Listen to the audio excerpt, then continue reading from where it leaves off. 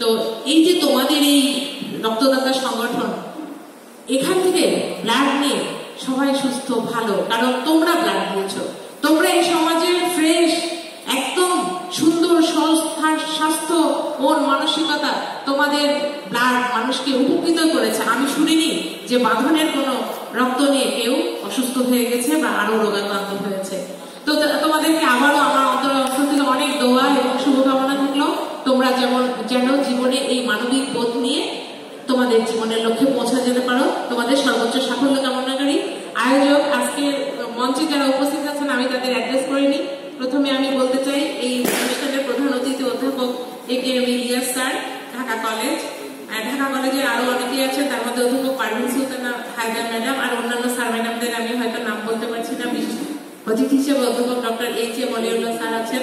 সকলকে আমার শ্রদ্ধা এবং সালাম। সবাইকে আমার এই অনুষ্ঠানে আসার এই সৌভাগ্য হয়েছে এবং আপনাদের পাশে বসে এই অনুষ্ঠানে আমার ফিল বা অনুভূতি ব্যক্ত করতে পেরেছি। এর জন্য আয়োজক কর্তৃপক্ষকে আবার ধন্যবাদ জানিয়ে সবাইকে শুভকামনা দিয়ে আমার কথা এখানে শেষ করছি। শুভ সন্ধ্যা, আসসালামু আলাইকুম।